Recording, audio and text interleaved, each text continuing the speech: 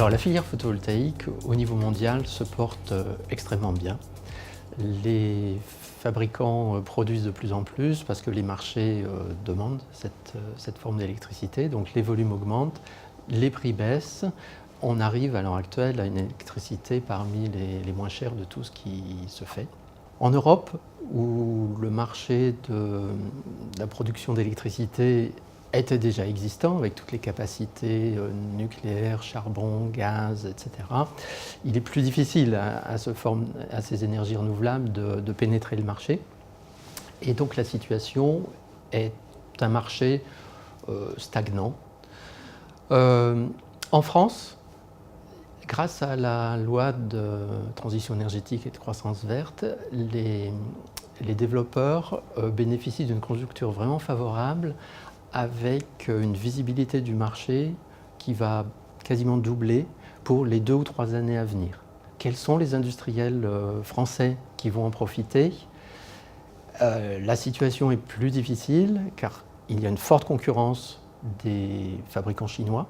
Par contre, nous avons des différents industriels qui savent intervenir à différents points de la chaîne de fabrication, qui sont un peu des pépites et qui peuvent intervenir et finalement vendre leur savoir-faire, vendre leurs équipements sur le marché mondial. Donc vous voyez une situation un peu contrastée. Le solaire a déjà surpassé les énergies fossiles. Les prix qu'on a pu observer l'année dernière, donc en 2016, ont été de 25 € à 30 € le mégawattheure, ce qui veut dire 2,5 à 3 centimes le kilowattheure, ce qui est très faible et moins cher que de l'électricité faite à partir du charbon, du gaz, du pétrole, etc.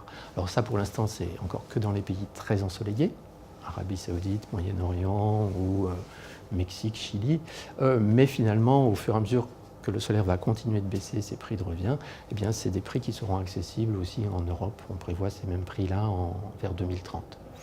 Et puis, si on imagine une taxe carbone, enfin, à des prix plus dissuasifs qu'en ce moment, ça renchérira le prix de l'électricité carbonée et donc ça augmentera la vitesse de diffusion du solaire. Parmi les tendances de développement que l'on peut voir, la première, ça a été la réalisation des grandes centrales au sol. D'abord d'un mégawatt, quelques mégawatts, et maintenant des dizaines, voire jusqu'à des centaines de mégawatts. Mais il y a un des soucis pour les centrales au sol, surtout dans nos pays, en Europe, en France, c'est l'usage des terres agricoles. Et donc là, il y a une concurrence. Donc on sent bien que ce marché des grandes centrales au sol ne perdurera pas éternellement. Et ça, dans la loi de transition énergétique, ça vient d'être voté, les questions d'autoconsommation vont favoriser l'intégration finalement du solaire sur les toitures. Il y a encore des progrès à faire pour, par exemple, dans les copropriétés ou tout ça, il y a encore plein de cas où on ne peut pas encore vraiment autoconsommer facilement. En ce qui concerne la baisse des coûts, il y a encore un gros potentiel de baisse des coûts en intégrant mieux le photovoltaïque dans le bâtiment, dans les tôles de la toiture ou en remplacement des tuiles, en remplacement des ardoises ou même en façade. Et ça diminuera bien les coûts et ça augmentera la capacité d'usage. Enfin, il y aura une diversification des produits, une meilleure disponibilité de tous ces produits qui font qu'on pourra répondre à la plupart des cas de figure des bâtiments anciens à rénover ou des bâtiments neufs. Dans le futur, on pourra vous garantir que l'électricité produite est une électricité sans déchets, donc à partir des énergies renouvelables. Et puis, pour le photovoltaïque notamment, on pourra garantir tout un tas de services comme votre maison deviendra productrice de son énergie à hauteur de 30%, 50% ou 80%. Bon, ça dépend du rapport entre la toiture disponible et puis la surface de votre logement.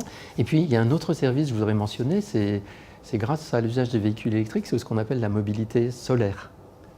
Il faut savoir que 1 mètre carré de panneau, donc une petite surface, ça vous donne l'aptitude à faire 1000 km par an, ce qui fait que l'équivalent d'une place de parking, 12 mètres carrés, 15 mètres carrés, ça va vous permettre de faire 15 000 km par an, ce qui est l'usage moyen d'un véhicule, Alors pas évidemment quelqu'un qui fait beaucoup de routes tous les jours, mais pour tout ce qui est déplacement urbain, 30, 50, voire 80 km jour, ça le fait largement.